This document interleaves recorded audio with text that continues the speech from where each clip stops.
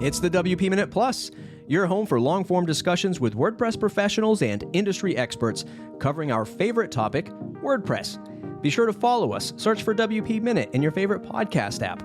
Follow this podcast in our 5-minute weekly edition, or head to thewpminute.com/subscribe and join our newsletter. I'm told it's like a warm WordPress blanket that gets delivered to your doorstep every week. Looking for all things WordPress? The WP Minute has you covered. Are you looking for a place to hang out with other WordPress professionals? A place where you can talk about the latest things happening in WordPress and have a great chance to network with your WordPress peers? Join the WP Minute Slack membership by supporting the show with a donation. You can donate as little as $5, or if you get more value out of the work we do, consider supporting with a few dollars more. It's a great value for value. Give more if you're getting more, like joining our annual membership pledge for $79 for the year. Support us and join a Slack membership at thewpminute.com/support. That's thewpminute.com/support. Welcome back to the WP Minute. Hey, Matt. Thank you for having me. It's been a short 9-ish months. We were on the podcast back in September. We chatted all about what you were up to back then. WordPress developer, course creator. Podcasts are still back then, but now you've launched a new podcast called The Hopeful Workspace. By the way, love the cover art, love the podcast cover art. Fantastic job. The Hopeful Workspace. We're going to link everything up in the show notes. So if you want to listen to the podcast, you can just click the link right in the show notes. Tell us where you've been, what you've been up to, and why we got into launching a new podcast under your brand. Yeah, so as you know, I was podcasting before, but it was always through other companies. So I basically did the hosting or speaking, sometimes the transcripts, but I never created my own podcast from scratch where I had to do like the editing and, find the people and do the subject matter. And it's something that I always wanted to do. I didn't see myself doing it specifically on this subject matter. But this came about because I was laid off since our last chat again in January, right after Christmas. And it had been my second layoff in 6 months. I had been laid off that summer and then I got laid off that winter. And since January, it's now June, it has been, I don't know. I don't know if there's one word to describe. It's been a roller coaster of craziness and emotions and just a lot. Just going from, the obvious income to no income, but resources to no resources, health insurance to no health insurance, things like that. And I, of course, have gone through all the feelings that you can go through when something like that happens. But what inspired me to actually make this podcast and not just rant on Twitter is that I talk to a lot of people, friends, family, and people, just colleagues, and it wasn't just me. Everybody knows there are a lot of tech layoffs going on right now. There are a lot of companies going under. There are a lot of people not doing well in the job space. And as I talked to people about my situation and they shared their situations with me, I realized that it was a lot of us, a lot. And what has been getting me through this, because it has been a very tough time. If you listen to my podcast, I'll say in my episode, this is the most difficult thing that has ever happened to me in my life, which I'm happy and privileged to say. But I have had a really good support system. My family has swooped in to save me more than a handful of times the last year. My friends, my colleagues, even former coworkers, they have, been there for me. But the more I talk to people, the more I realize a lot of people don't have that support system. It's a lot, especially in the United States. We're a very individualistic society, and that's kind of harming people right now. So I said, instead of going on a rant, which, everybody wants to do, instead of, burying my feelings, which is not healthy, I thought, why don't I make something that we can come to as a collective and talk about what's going on? What's the state of jobs? What's the state of working right now? A place where people can know they're not alone. So that's where it came from. I was actually inspired. One of my friends was telling me about how he was struggling with his drug job loss, and he lost his job around the same time as me.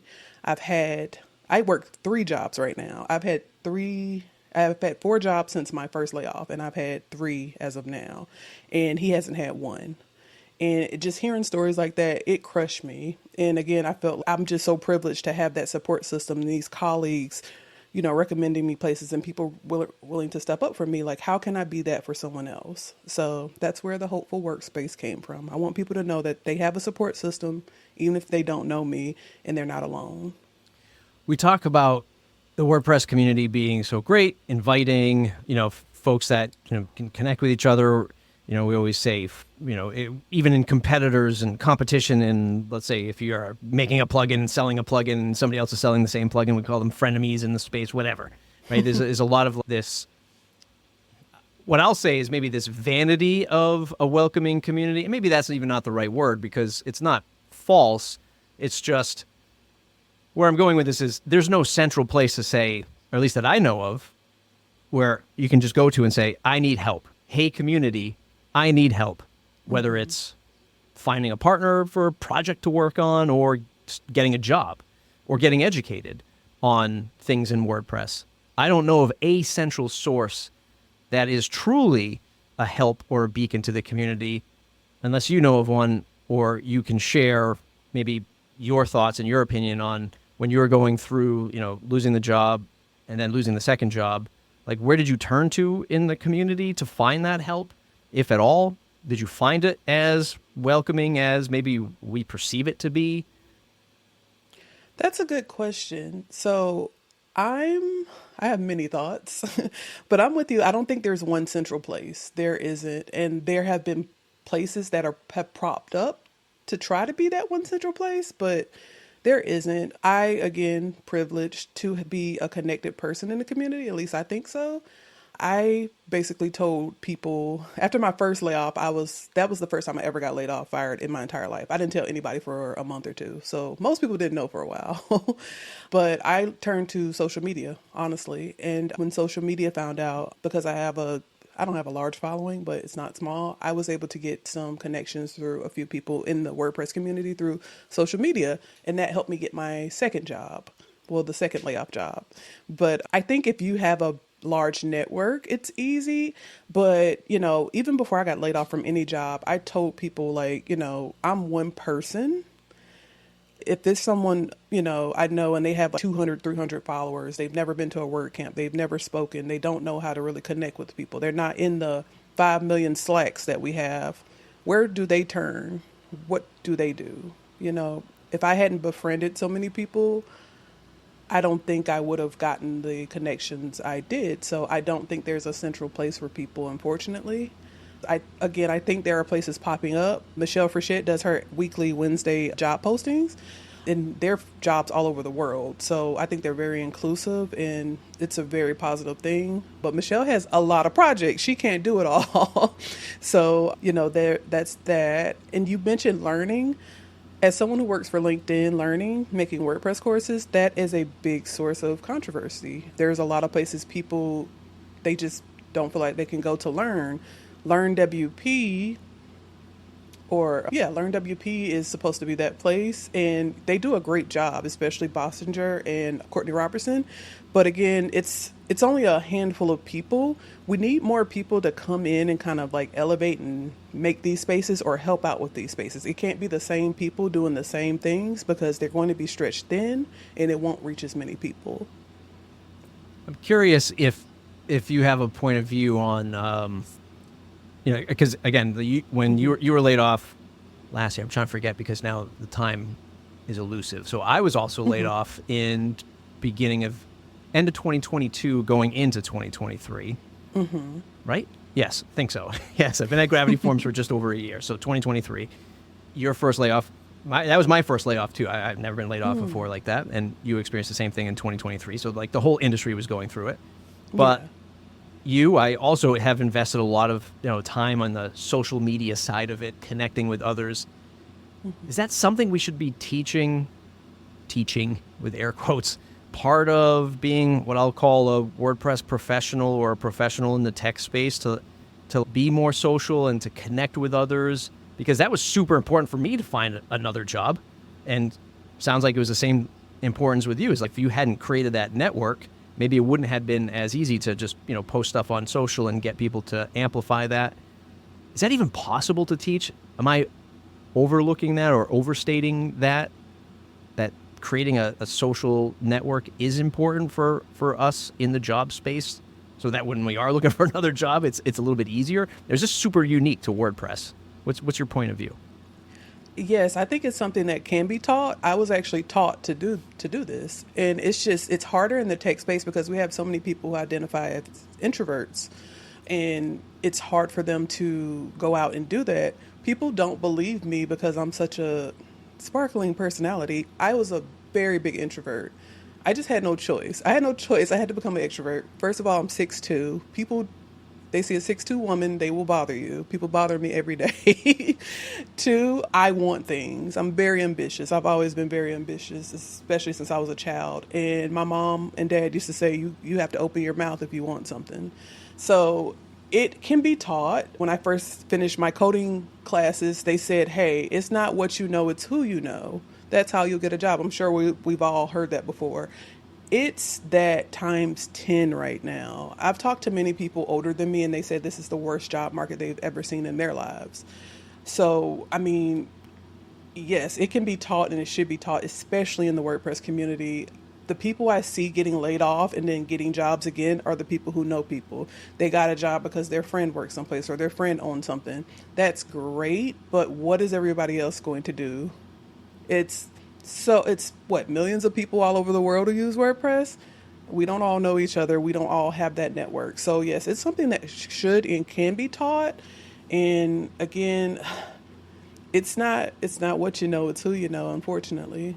Yeah, it's also almost sort of the same way, because this is a forever debate about open source WordPress and influence, let's say from Automatic and core contributors. And it's like, well, if you want to get something done in WordPress, it's either like you're either Mullenweg or you're part of Automatic. I don't mean this in a bad way. I just mean like this is how it sort of like gets done. Core contributors, like in order to get it done, you have to, be that squeaky wheel to keep bringing something up. And there are track tickets like decade plus in age that people are still like, is this ever going to get fixed? Like that, like being vocal and connecting with other people. That's how open source works to a degree. It's how marketing works. It's the core fundamental piece of operating, at least online. I don't know if, well, your opinion, I don't know if this same thing works in regular job land. Is that can I even say that? Is that fair to say? Or maybe it does. I don't know. Do you have a particular opinion? If we're not doing tech, is all of this just thrown out the window, and do we have to feel worse for people who have to get regular jobs without this kind of advantage that we have? It's the same. It's the same in the regular job market. So the tech job market to me is awful right now. The regular job market is also pretty bad. That was one thing I wanted to highlight in my podcast. I was like, I don't want it to be another WordPress podcast. I don't want it to be another tech podcast. But because that's what I do, of course it's going to have a large focus on it. But let me hear from people in different industries, which is who I featured on the podcast. Let me hear what they're talking about. Let me hear from a manager. I had a manager who actually does hiring and firing on there. And it's bad all over, and it's something you'll have to learn all over. Like my first job after my second layoff in January, I couldn't get a job. I tried to get a job in tech. I couldn't get a job. And as of March, I was like, well, I can keep holding out for another tech job and lose my home, or I can go get and I'm doing the air quotes, regular job. And so I got my first job in March, and it was a regular job. And the place I work at, I won't say what I'm doing because honestly, I hate to say it's not any, I hate to like even stumble on it because people are like, well, what are you doing? Is it bad? It's nothing bad. It's a very legal job for everybody listening, but it's not something I never thought I would ever be doing. But that job has been so supportive. They've helped me a lot. And I work with 5 other people, 2 of whom are a married couple, and the husband got the job through his wife.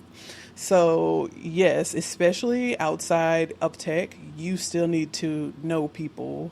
I don't know. I know you're on Twitter. Did you see the guy that said he put in 463 job applications and he didn't get a call back? Wow. No, I didn't see that.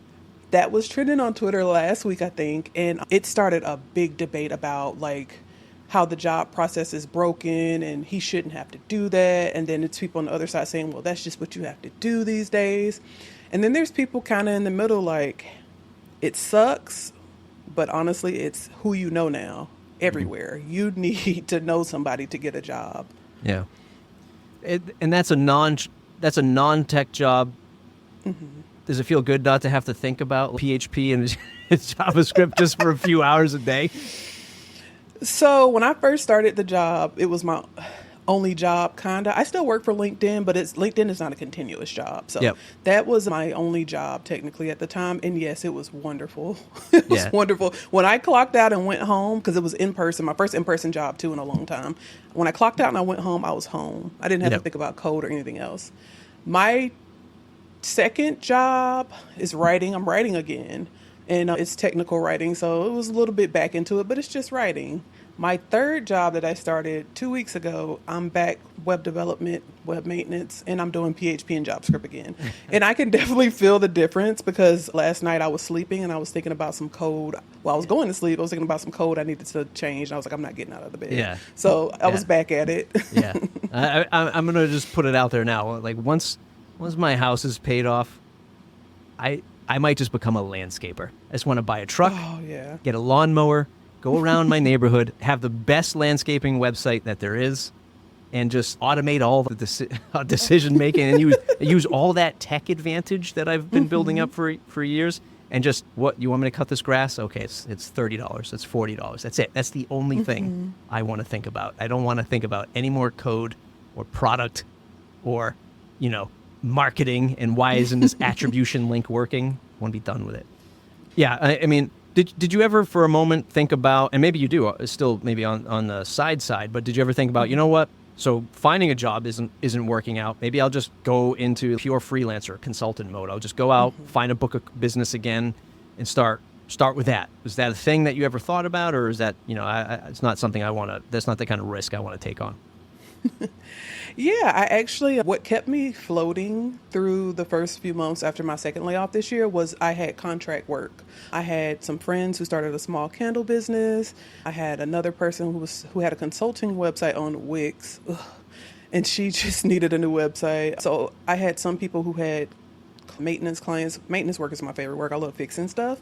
And they were like, these people need help, but I don't have the bandwidth. Can I send them to you? So I've done it, yes. And I like contracting, freelancing. I don't want to do it full time, and I don't want to depend on it for money. Yeah. And all three of my jobs I'm working right now are contract jobs. And it's great because I get paid every week and, it's tax free for now. But the trade-off is I don't have health insurance. That would have been the same thing if I was freelancing. I don't have PTO. I got sick in April. I got really sick and I was in the hospital, which nobody knows. I didn't tell anybody. So when they listen to this, they'll hear. And no health insurance, no PTO. So I left the hospital with a doctor's bill that I couldn't pay really. And I lost money from work. Yep. So I'm not brave enough yet. That's something like when I'm back working with, I'm making really good money again and I'm getting benefits. I start on the side, I build it up on the side, it's building up, and then when I feel comfortable enough to make that jump, I'll do that. But right now, I'm scared.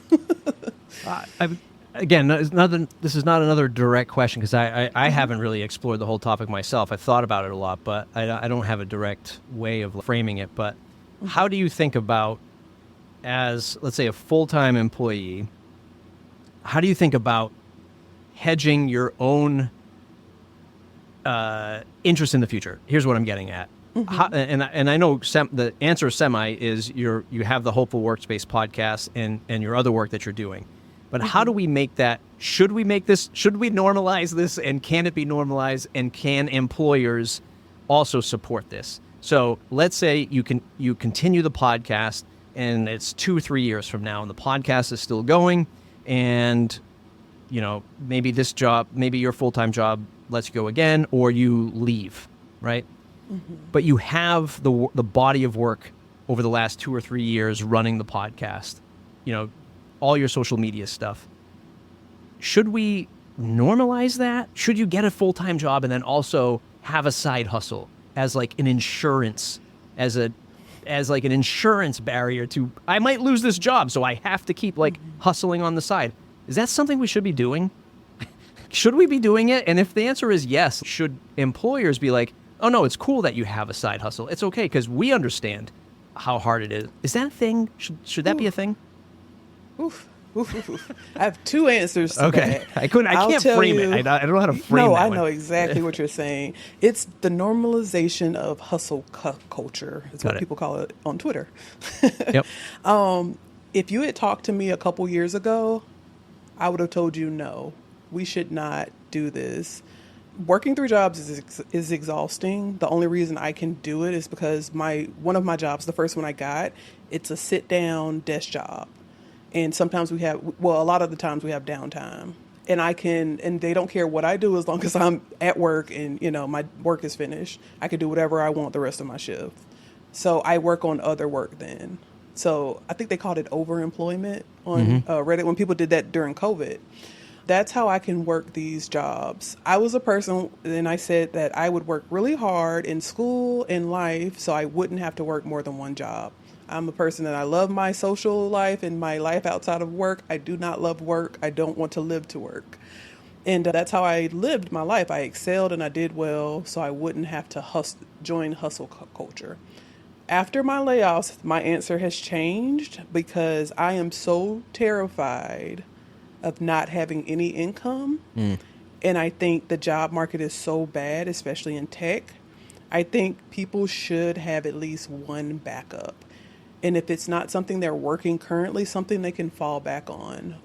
When I got laid off from my first job, there were a lot of my former employees, they had other side hustles. They were like, well, it's okay. I have a book of business where I can go and just work off that. Or some people were like, well, my spouse owns a business. I'll go work for them or work with them. And me and one of my other coworkers, she was like, well, what are you going to do? I was like, I don't know. What are you going to do? She was like, I don't know either.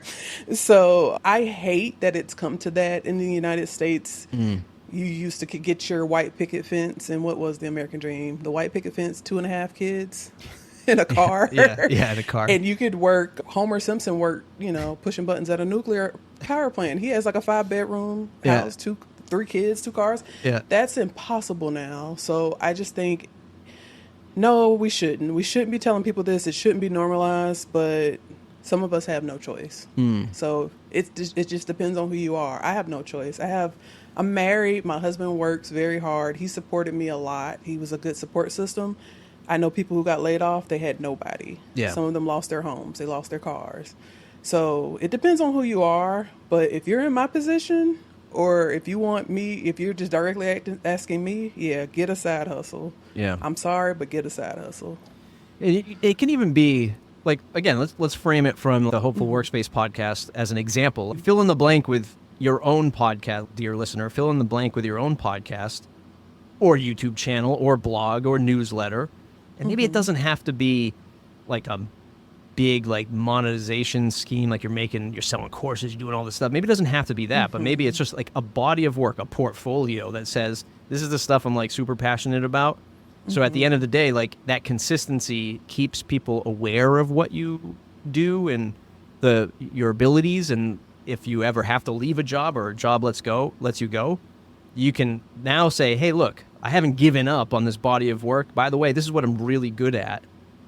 Hopefully this helps me get that job, right, in that super competitive market. Maybe. I don't know. That's the way, maybe I'm too romantic around content and like podcasting and all that stuff, but that's how I see it, as this is my biggest resume I could hand to somebody. Look, this is all the stuff I haven't given up on in years. Do you want to hire me? Yes, no. I think that's wonderful. And like I've been I got a camera for my birthday last year. I've been taking professional pictures. They've gotten really better. Some people have asked me to sell them to them. And I'm like, oh, I never thought about that. It's just something for fun. I started a garden And I have fresh herbs and plants, and I have tomatoes and lettuce and things like that. And people are like, I'll buy that from you. Yeah. And I'm like, I could turn this into something. And it's just something I started for like stress relief and fun. So yeah, I'm right there with you. It doesn't have to be like me working all these like crazy jobs at crazy hours. Yeah. Some people are against monetizing their hobbies, but I say, don't forget it's your hobby. Yeah. And you'll be fine. Yeah. Back to the Hopeful Workspace. Why a podcast? Why not a TikTok account? Why not a pure YouTube account? Like, why not an Instagram? I want to know why you picked a podcast. I am a person who wants to get to the story. I think TikTok is very distracting, and TikTok, if you want a successful TikTok, it has to be quick. So I don't think I could have gotten the story out on TikTok or any medium like that because it's really quick. And I don't know, it was like 20 seconds to get your point across. Oh, being laid off sucks. TikTok dance, TikTok, glitter. Yeah, that wouldn't be the best thing for me. But I think a lot of people who I talked to also said that listening to podcasts about feeling better, about mental health, about just certain stuff they were going through, it really helped them. And it helped me too. There were a few podcasts people would send to me just about, hey, if you're not having a good day, you should listen to this, or this is what we're talking about. This is all the good news going on in the world with, amongst all the bad news. So I said, people for some reason seem to like my voice. I don't like my voice. I'm like, why don't I just hop on a podcast and talk to people, but also give these other people a chance to tell their stories? And I could talk to people all over, the world if I want to, if I do a podcast because of the internet, just, and then I can put it on YouTube. But all the other mediums just seem so restricted, or I could only get one type of audience. And versus a podcast, I feel like it could reach way more people. Yeah. Yeah. I mean, I only like long form content because that's the content that I consume, podcasts primarily, long form, YouTube channels and stuff like that. And I don't like my work just disappearing, like TikTok, Snapchat, Instagram, like all this stuff that just goes away. And I put so much effort into this. I want to write it as a blog, send it as a newsletter, and record it as a podcast. Sure, I'll do YouTube stuff, but like I really think that for me, like that creating that body of work is so important. And podcasting and let's say blogging are two very old mediums. And, I guess kids these days don't do that stuff, but it's important to me because it doesn't go away. It's our own domain. It's a whole open source WordPress thing. It's why we do what we do. And I love the ability to box it up and save it, repurpose it, and all that stuff. So I'm glad you chose the route of audio. You said it's the first time you're running this for yourself. So what have been some of the challenges you've been faced with running it solo for yourself? So my husband is a musician. That's his side hustle and hobby. And he was also a electrical engineer major, sound engineer. He was some type of engineer. I don't know, but he's like really good at like sound and like editing and things like that. I'm not. So editing was like firstly like a nightmare for me because I was like, oh my God, I don't know how to flow this in. I don't know how to do transitions. I've never had to do this before. So editing was, it was hard, not as hard as I thought, but it was hard. Just things like little things like, oh, your microphone's popping. I don't know how to fix that because someone always fixed it for me, or like echo. Like somebody's like, oh, I'll fix that echo for you. Like this podcast was actually supposed to come out a month before. And then I would sit down and I would say, oh my God, this is so much. I don't know what to do. But once I got everything figured out for the most part, it was so fun. And I'm not just saying that because it's mine. Like it was so rewarding. Like I hadn't done anything in a really long time that was my own, that I put together myself, that I got to fix myself, that I got to say I did this, and it was incredible. I don't think a TikTok would have had that impact on me. What about aligning guests and stuff like that? Where are you looking to pull in guests? If guests want to reach out, where can they go to either sign up or knock on your door to jump on the show with you? Yeah, you can go to my website, nyashagreen.com/the Hopeful Workspace, and just hit the contact button and we can talk, or you can contact me on social media, Ny_the_creator on Twitter or LinkedIn. I am a LinkedIn learning instructor, so I have courses if you'd like to take my courses and help out a laid off WordPress developer. So yeah, you can reach out to me on any mediums. I'm super social, so I'm always super active on social media, even with 3 jobs. And last question, do you want this to be the go-to place for folks looking for work in the WordPress space or sharing their stories? What's the North Star you're trying to create with the Hopeful Workspace? I want them to share their stories. One of my things before this, I wanted to do something like help people find work. Again, it's just the amount of work that goes into that. It would have been more than I could handle, especially as a person who was also looking for work. So I just want people to come there when they're tired or they're mentally frustrated or they're thinking about giving up, because it's not just you. It's a lot of us out there, and we're not going to let you give up. We'll be that support system for you. Nyasha, thanks for hanging out and sharing your story today. Thank you. That's it for today's episode. Get the weekly newsletter at thewpminute.com/subscribe. Want to support the show and join a Slack group filled with WordPress professionals like you? Talk about the news, share your WordPress business content, and network with others. Head to thewpminute.com/support and get access to our group. Support the show for as little as $5 or more if you feel we provided more value. Thanks to our pillar sponsors, Pressable, Bluehost, and OmniSend. Thanks to our Foundation Plus sponsors, WP World, Image SEO, and Hostinger. Thanks to all of our annual supporting members and you, the listener. Without your support, the WP Minute wouldn't be possible. Thanks for listening. We'll see you next week.